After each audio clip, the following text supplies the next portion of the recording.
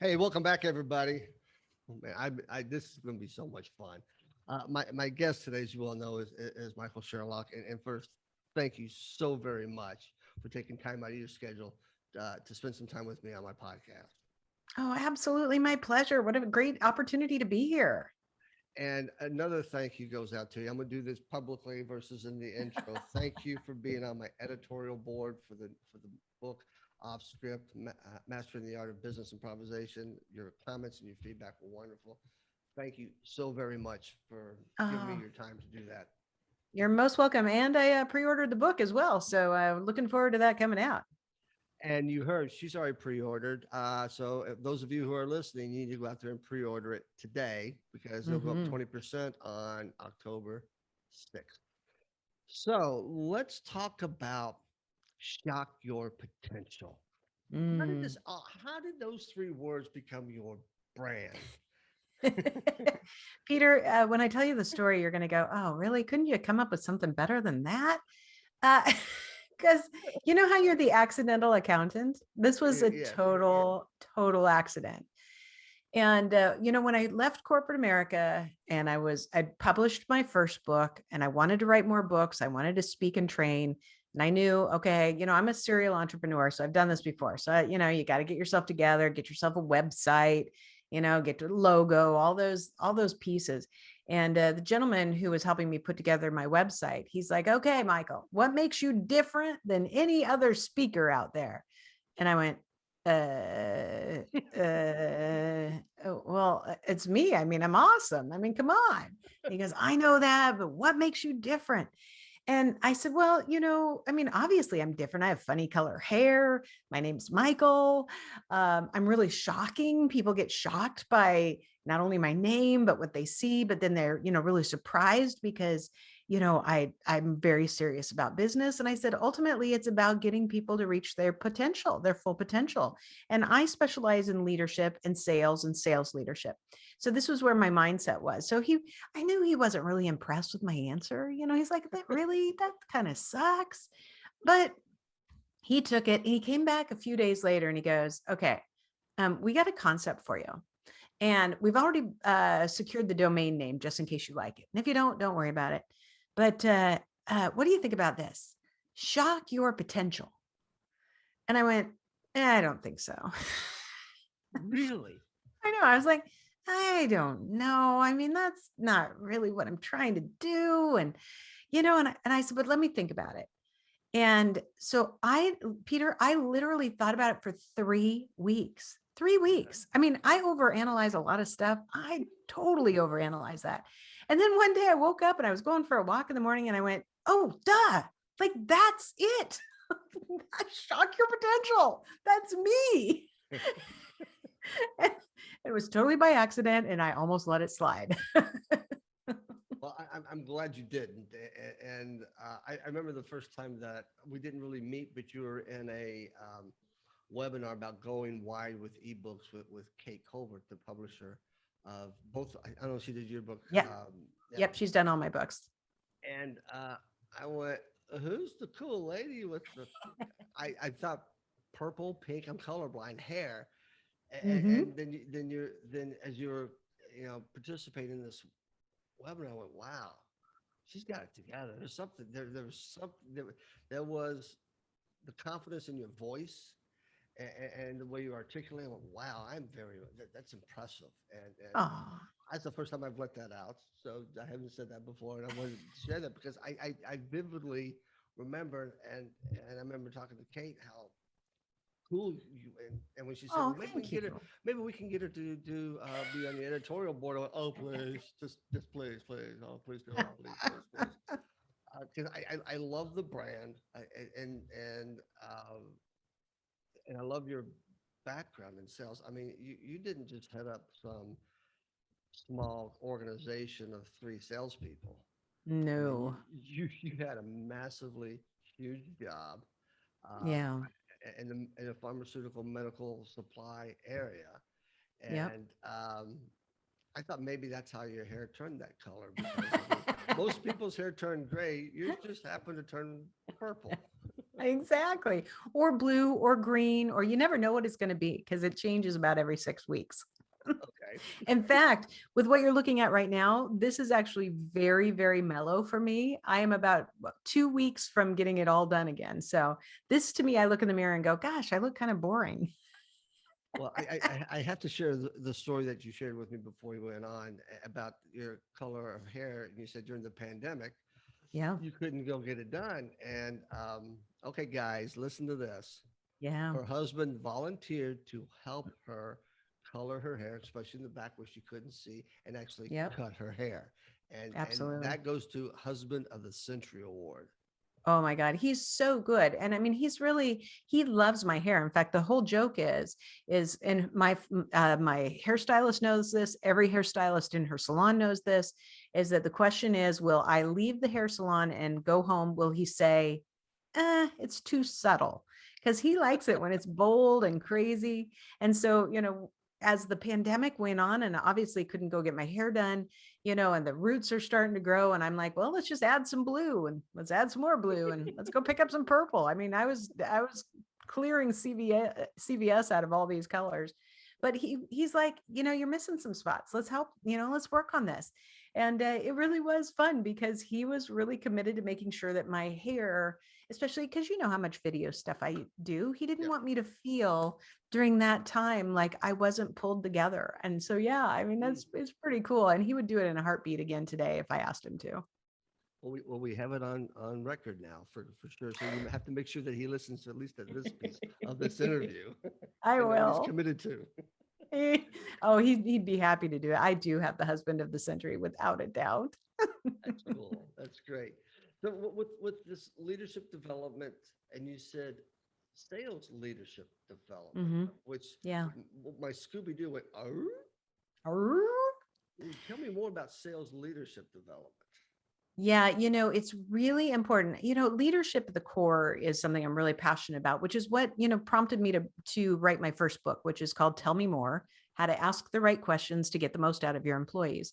And it's really, both my published business books and the ones coming are all written like novels because I try and tell through stories. But my own leadership journey always coalesced with sales in some way.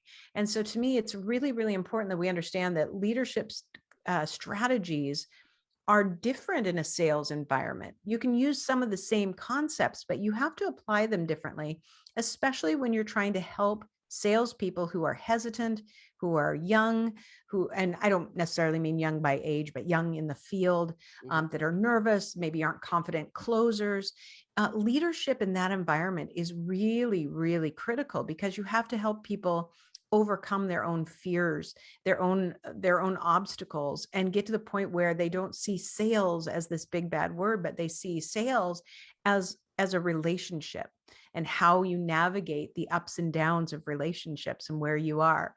And when I make those things happen with people, especially large companies, and they have those moments where they're like, oh, why didn't I say that? Or why didn't I ask those questions of my team? I could have gotten them past those struggles faster. That's when I'm like, yes, that's exactly it. It's about learning to ask the right questions, to really understand where people are coming from, and realize that sales is not a one size ticket all perspective when it comes to leadership at all. So how do you help them get past their fears? Is it framing the landscape differently? Is it showing them or demonstrating them what are better questions to ask than others? How does this work? Well, I'm going to say yes, yes, and yes, and even more.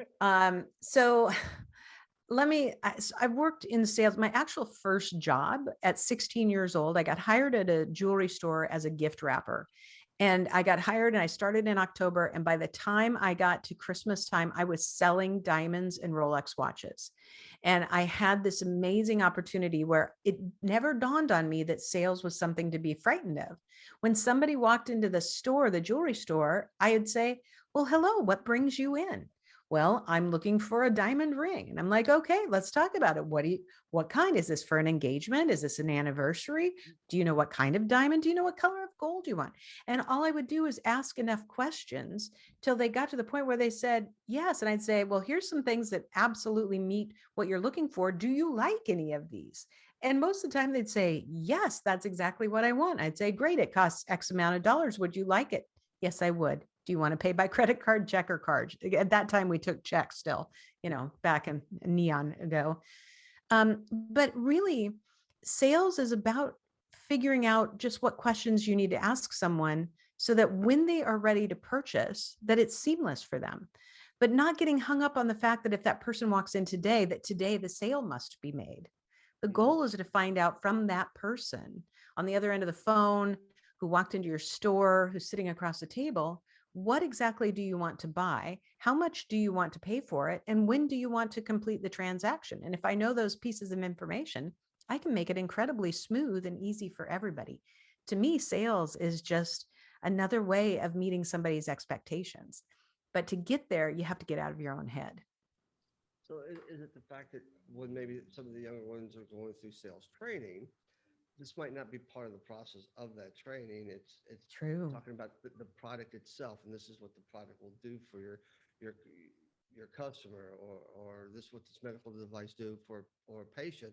And we're coming in and we're not asking those questions about, well, what are your needs? I'm just telling you what are the benefits to this. Yes. And that happens a lot. And I'll tell you, the number one place that happens is in pharmaceutical sales. So I spent about 7 years of my career, 6 or 7 years of my career in pharmaceutical sales. And you are trained. You are trained how to, data dump features and benefits. You are trained within an inch of your life of how to ask for the sale, how to get somebody to say, yes, I will promise you that I will have one patient that I will put on trial with that. I will try to compare one patient on this milligram to that milligram, whatever. But what's so problematic about that is that, number one, that's not what anybody wants to have happen to them if they are being quote unquote sold. They want to have a conversation. So I would, in certain circumstances, when my boss would come to ride along with me, that's what they're looking for. That's what they were measuring you against. So I would do that. And my doctors and nurses would look at me like, what happened to you? Where'd you come from? Like, what? Did aliens invade your body? Because this is not how this happens. Because every other time I'd walk in their office and say, Dr. Peter, Dr. Margaritis, hey, now let's just be honest here. I know that you don't prescribe my drug at all. Can you tell me what you like about the competitor's drug that makes you choose that first? I don't care what you don't like about mine. I'm not going to try and convince you. Just tell me what you like about that one. And the more I could, because then they love to tell you what they do like, right? Well, I love it. I love the efficacy. I love how rapid it is. I love the cost of it for my patient. I love the side effect profile. And all that time I'm gathering information that I can say, all right, well, would you let me give you some examples where maybe we could fill some of those, and I'll be honest, where we can't. And so why I was successful in that is that I just had conversations that were really about what they were doing or not doing. I didn't try to force them to buy what I was selling. I just wanted to know. And in the end, if they didn't ever buy my drug, I didn't try and push it. But I'll tell you what, that was how I was also successful, is people are like, why do you keep coming in here bringing me lunch if you know I'm not going to prescribe your drug? And I'm like, well, because I have to, because that's part of my sales profile. I have to come here once a month. I might as well bring you food you like. I'm thankful you've answered my questions. And pretty soon they're like, all right, fine. You wore me down. I'll try it. And I'm like, great. I didn't even ask you. But there's the relationship. And you said it in the beginning. And I don't know if it was before we started taping or not, but you're like, I don't really like sales, but I like building relationships. To me, they're one and the same. See, so I have to share the story with you. My best friend from college, his name was Tom. I'll leave his last name out, but Tom, I'm telling the story. Uh, Tom, you better be careful. It's coming now. yeah, he just retired from pharmaceutical sales for a number of years. This guy was an art major in college. Uh, One of his last roles, he won the chairman's award 3 straight years in a row because Mhm. he didn't follow the prescribed way. He Right. created and was listening to the doctor, similar to what you did. But he shared, he was like maybe, I don't know, a couple months before he was going to retire. He's sitting out waiting to go to the doc's office. He said, you know what's up? I'm going to try something different today. So he goes in and he starts telling the doctor all the side effects about this drug and all the, what it does. This, and then when he stopped, the doc says, "Well, why would I want to prescribe that?" Well, here, now let me tell you the benefits, and those benefits outweigh the risks. And the Oh, guy bought, yeah. started prescribing his drug, and he just Yeah. twisted that conversation around because we don't really talk about the side effects, but it's Yeah. almost a little bit that shock your potential. Right. Why are you giving me all the side effects? Why are you telling me there's Yes. gonna be oh now I get it. So I thought that was a very unique angle at selling that he did that I don't think a Yeah. lot of people do. Um, Well, and that's confidence. I mean, he had great confidence because he knew, look, I can tell you all the side effects because a lot of times people don't want to say the side effects because they feel like that's going to negate all the positive things that they just said. I mean, right. I do the same thing in similar circumstances where I might say to somebody, they'll say, okay, we would like to have you speak, so what are your charges? What are your fees? And Hmm. I've been known to go, well, let me just tell you, you better sit down because this is going to blow you away. I mean, like, you better get your checkbook ready. You better figure out how you're going to leverage every single thing that you have because I'm telling you, and I just have fun playing it up. And then when I tell them what my fees are, they're like, oh, thank God. I thought it was going to be so much worse. You're right. You know what? We just had fun with that. But in the reality, I'm still telling you what I charge, but Mhm. I don't have any anxiety in that. I don't have to worry about what I'm saying. I'm having fun with it because we've already built the relationship to this point. Yeah. So I just tried something recently. Someone asked me what was my speaking fee. I said $35,000. Started laughing. I said, well, I said, is that out of your budget? I mean, you don't know until you ask. So I know where I Right. can't go. So here, let me come down to this point, and then let me tell you. Okay, how about this number here? And Yeah. she went, okay, that sounds good. And Yeah, I went, exactly. oh crap, that worked. Yeah. Caught their attention, gave me a little bit of a shock. Yes. But there was in a humorous way. I said, you know what? If you never ask, you might have had the budget for it. But if I didn't ask, I was going to Exactly. find out. And I Yeah. And that's when you really, say, and you know what? Someday somebody's going to go, cool, got it. All right. Where should we write the check? uh, and then I've got to learn on poker face going, good, not my jaw coming Exactly. unhinged like a cartoon and hitting the floor. I love it so much. But you just said something that I think was critical in this conversation, and it's the F word. You had fun. Yes. I think a lot, and I can look back at my past experience. I don't think it was. I never looked at it as fun. It Hmm. was more of a struggle or a pain. It was a jousting match. It was, but I never looked at it like, well, this is how we all communicate. Yes. Yeah, it's the more that we can find out what their needs are, not what our features and benefits, and then find that connection. Right, exactly. Because otherwise, we're assuming, we're making assumptions. We're making assumptions about what that person wants or doesn't want. We make assumptions about what they can and can't afford. And, I spent more than 10 years of my career in hearing aids. And I love to say that in hearing aids, we sold products that nobody wanted at a price tag nobody wanted to pay because nobody wanted it because then they thought they were old and they didn't want to pay it because it was quote unquote too expensive. And I managed sales teams of up to 500 people and was responsible for about 100 million a year in revenue. And to get people to realize you're deciding as the salesperson whether or not you think it's expensive. You don't know what that person's budget is. You don't know what their tendency is to want to take care of their need. You don't know what the pain point is of their hearing loss. So take the emotion out of it and ask them questions instead that just help you to understand. And then when you say the price, you won't be so fearful because what we'd get down to it is when you get down to the price, the salesperson was always so nervous because if I say that this set of hearing aids is $7,500, which a lot of the top end were at that point in time, they were thinking, well, I wouldn't pay $7,500 for a pair of hearing aids, but like, you're not that person. Right. And you don't know, you don't even know if what they make or don't make. And that doesn't even matter. The question is, tell them what the price is. That's not the emotional charge. Now, if they come back and say, well, that's expensive, that's still not a yes or no. That's not oh, I can't afford that. That's a statement. You've got to let price sit. And then if somebody says that's a lot and I can't afford that, then then you say, let me tell you what our other options are. And by the way, the reason I quoted this one is because when we talked about all of your needs, I know without a doubt that this set will meet all those needs, but there are others that will be good for you as well. Let's talk about them. Or you can say, no problem. Do you have a budget that you already came in mind with? You can go straight to the heart of it too. But people are so afraid to talk about money as if it's a taboo issue rather than seeing that it's just part of the transaction. And it's actually the final part of the transaction. The emotional part and the decision making has already been done. The final part of the equation is, what am I willing to pay for whatever this good product or service or idea is? And then let's make sure that it happens at that point at the right time. Very well said. And as a couple things popped in my mind. So if you had to sell hearing aids to Jed Clampett, Yes. because we all Mhm. make those assumptions. You take a Yeah, look at Jay. For those of you who don't know who Jed Clampett is, I know. Beverly And some people Hillbillies. don't. Oh my Yeah, God. Yeah, go but Google it. but he struck on oil, so he should have been Right. able to pay for it.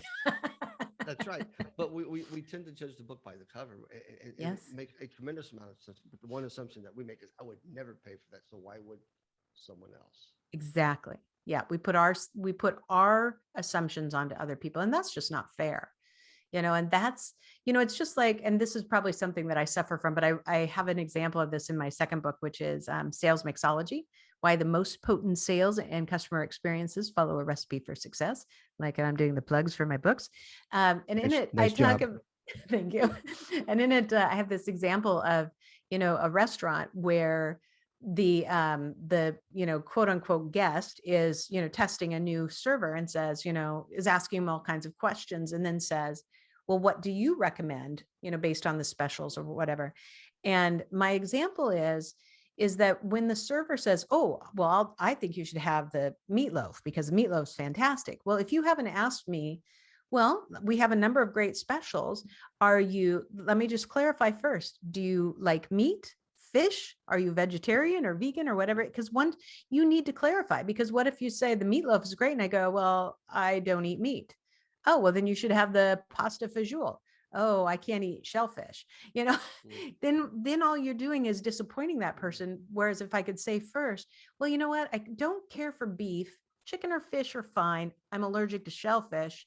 Then I can say, well, great, there's some options here. So it's the questions that you ask at the time that you ask them in the right spots that allow people who want to make a buying decision to help give you enough information to give them exactly what they want to purchase. Why are people so afraid to ask questions in sales environments? It's a that's a great question. I have no idea, because to me it's just so natural to ask questions. I do think that sales training is a lot to blame, because we do train people to go through sales scenarios because somebody has made something work. And I'm not saying that I haven't done this too, because there are some really good sales trainings that I have helped roll out for my teams over the years.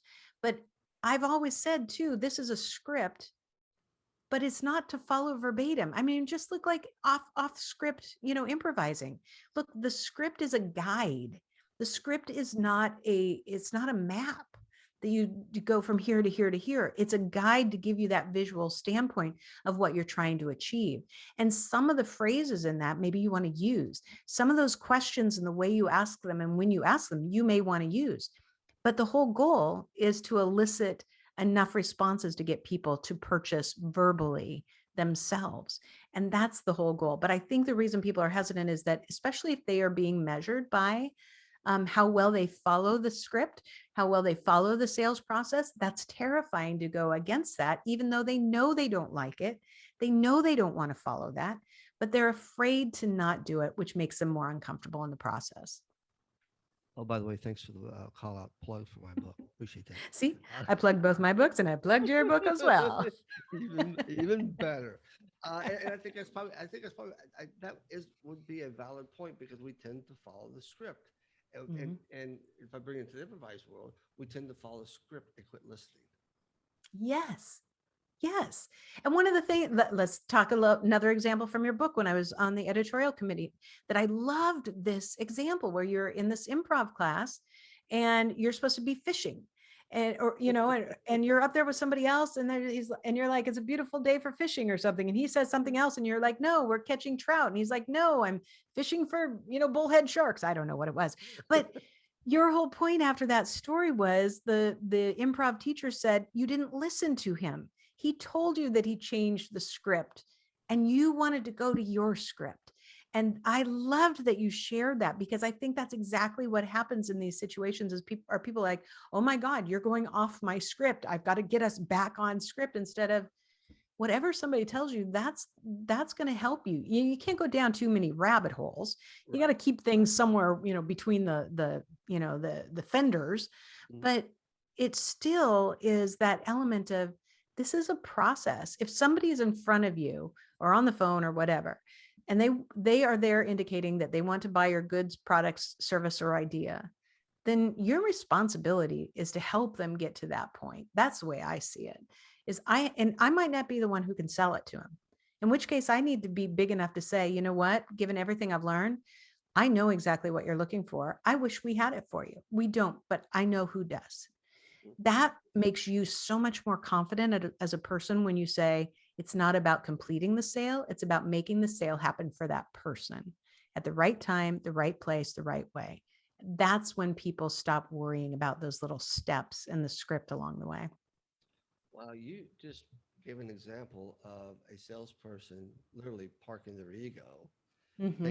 taking that commission thought out of their head, or however they're compensated, and pointing them in a different direction. That Mm-hmm. is difficult for a lot of people to do. It's either my way or I'm not giving it to my competition or whatever. Oh yeah. Yeah. Oh yeah. And I'll tell you a really funny example back from the hearing aid industry. I was visiting one of my teams in a state that begins with the letter O, but I won't tell you what else other letters are in there. That narrows it down. And and so I'm in there, and I've got like 30 people in this room, and they're all telling me, about how Miracle Ear down the street is trying to screw them, and Beltone's doing this, and Costco's doing this, and my patients, they deserve better than this. So I just let them go, because they were kind of on a roll. They were having their shorts and their lunch handed to them, basically. We were being outsold by everybody else. And I just let them go because they're all blah, blah, blah. And I go, I have a question. So why do you think it's important that people don't go to Costco or go to Beltone or go to Miracle Ear? And they're like, oh, we're so much better. We take better care of our patients. We care more about them, blah, blah, blah, blah, blah, blah, blah, blah. And I let them go again. And I said, so what you're saying, let's just use Miracle Ear for an example. So those people at Miracle Ear, they don't treat our patients as good as we can. Absolutely not. And I said, and I stopped and I go, how many people in here used to work for Miracle Ear, but now work for us? And out of a room of about 30 people, at least 6 of them used to work for Miracle Ear. I go, how do you guys feel when you hear that? They're like, their heads go down. Now, granted, these people are also complaining about Costco and Beltone, 5 minutes before. I go, how many people work for Beltone? We go through the whole thing and I go, you guys, guess what? All of us care about our patients. I don't care where it is. If you think that the people at Costco don't care about their hearing aid patients, you're fooling yourself. And I said, frankly, that's obnoxious. So instead of trying to convince people that we're better than them, how about we actually just care about our patients?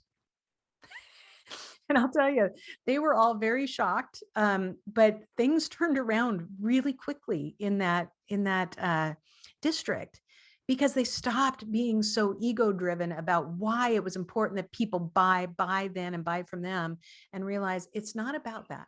It's about, if we can give the person what they need, they feel comfortable, they like us. And by the way, if somebody says, hey, I'm shopping around, and by the way, I'm going to go to Costco, then say, fantastic. I think it's really important that you find the place where you feel most comfortable.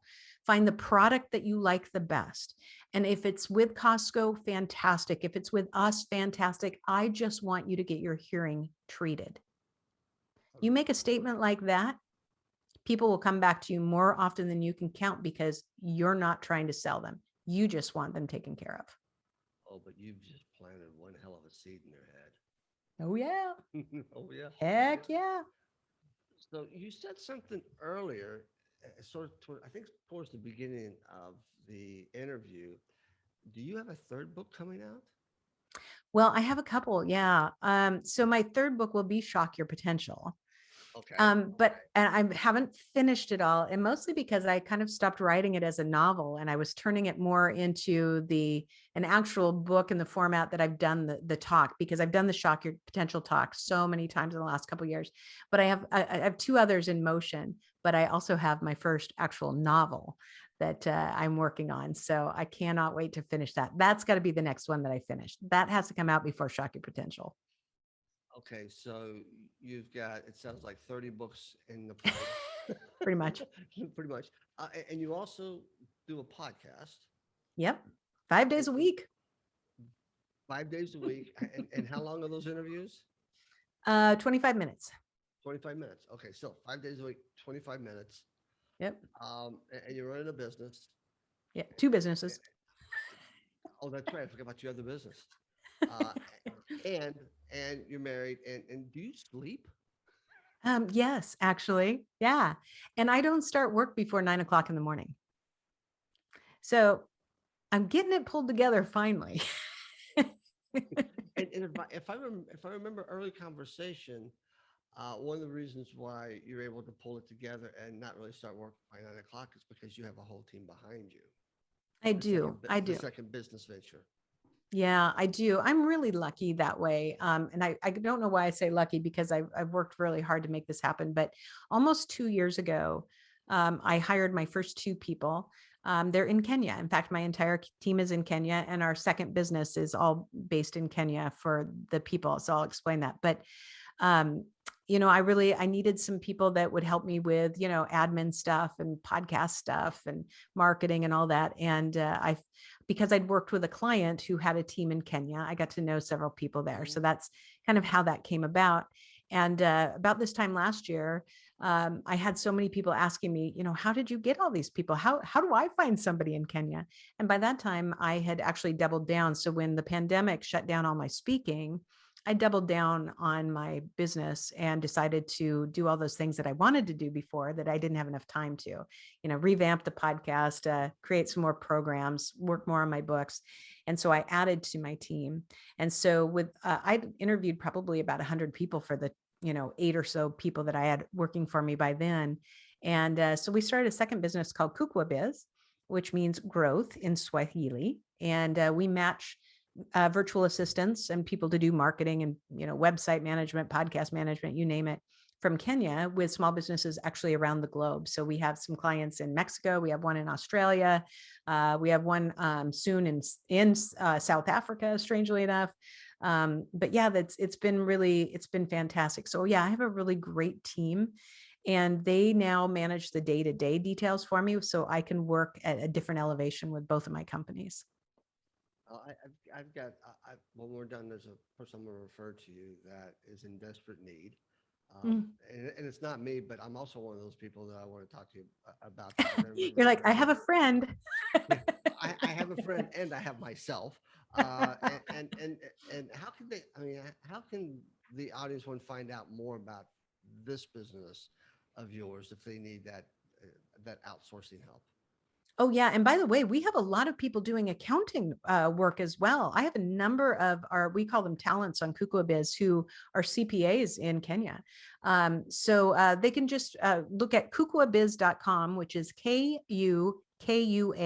KUKUABIZ.com, kukwabiz.com, or you can just look up shockyourpotential.com. And we have a link, I think, on our team page, or like our Meet Our Team page that links back to Kukwa Biz as well. Or just email me at michael@shockyourpotential.com and say, hey, I don't know that, I can't remember the name of that company, but I sure would like to know about a VA out of Kenya, and I'll figure it out.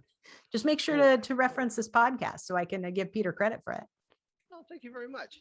But before we wrap up, and we'll give you information out again on how they can contact you for your speaking. And if there's one thing that you would say to this audience that they could immediately apply in Mm-hmm. their world, and we'll keep it in the sales world, what would Mm-hmm. that one thing be?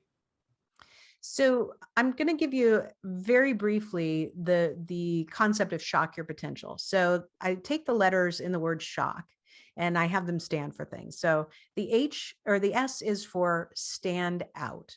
And I'll give you the rest in a minute, but I'm just going to focus on stand out because when we have a sales value proposition, it's of what we can do that makes us different. Let me give you an example. The intro to your podcast, your voiceover talent, after the commercial, does a little blurb about you and your speaking and what you can bring to audiences. That value proposition that comes through in your intro, Peter, is fantastic. I was taking notes. I'm not going to lie. I'm going to steal some of those concepts when we go into our 2022 podcast because I'm like, I need to redo mine anyway. And I like this. But that value proposition, she talks, your script is about, you want to have people be to be, you want to be memorable. You want to make sure you're really having an impact on your audience. You want to be able to make sure that they walk out of there learning something different that they can apply right away. Those value propositions that we have, the ways we stand out, we should be very proud of. And when we stand out, that allows the dialogue of sales to happen much more clearly. So that when someone says, I'm interested in hiring you as a speaker, I'm interested in hiring you as an accounting firm for my organization, I'm interested in you for whatever, then you can say, wonderful, I'm so glad. Thank you so much. Please tell me what made you feel that I would be a good match. Now, when you ask that, what you're saying is, how did I stand out to you?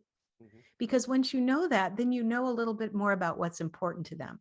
Then you can start to say things like, great, where would you like to start? Would you like to start with me talking about how we will meet your needs? Would you like to know what my fee structure is? Would you like to know? And you ask them the questions that help them guide the dialogue.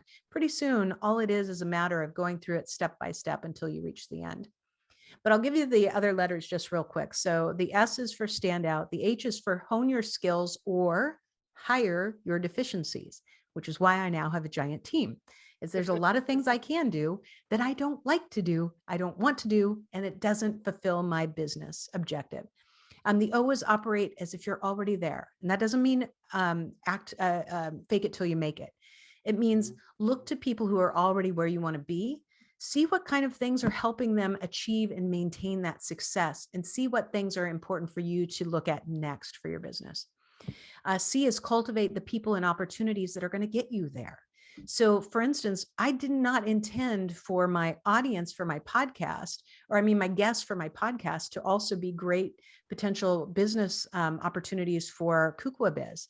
I did not intend that, but it has happened. So, why not go with it? So, I have a nice dialogue with my guests about what we do. And if it's a good match, it's already there. We've had a great relationship that starts. So, it's cultivating those people and opportunities that support what you're trying to achieve. But the K is the most important to me, tying back to the way you stand out.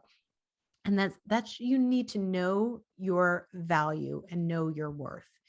And if you know your value, you know your worth, you stand out differently. You stand out from the crowd. You don't have to say that Costco people don't treat their patients well because it's a bunch of baloney. You say, we love our patients so much. I don't care where they go. I just want them to get help. That's knowing your worth and knowing your value. That makes you stand out.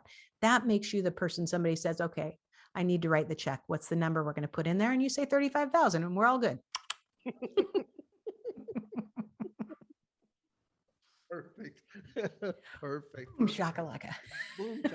And thank you for listening to my intro. You're the first person to actually make any comments about that. I appreciate Oh, it. I love it. It's really good. It's really good. I'm not kidding you. I have notes written down about it. So Steal away, please. Steal away. exactly. Pick whatever. And I can't thank you enough. I mean, I looked up and I went, oh my God, time is just flying right by. Um, Thank you for your time. Thank you for your wisdom, your knowledge. Absolutely. Thank you. I'm gonna go back and listen to this episode again. I've been doing that a lot lately. And it's just, I don't know, it's inspiring. It Oh, just, because I know you're helping my audience, and that's why I do this podcast. It's not about hearing my voice. It's about helping my audience change that mindset and get out from older ways and figure out newer ways to deal with this massive changing business landscape that we live in. That Yes. scares me all the time. I will keep you attuned to any launch parties that I will need some assistance virtually or in person from my editorial board. And I just can't thank you enough. Thank you so very much, Michael. My absolute pleasure. Thank you so much, Peter.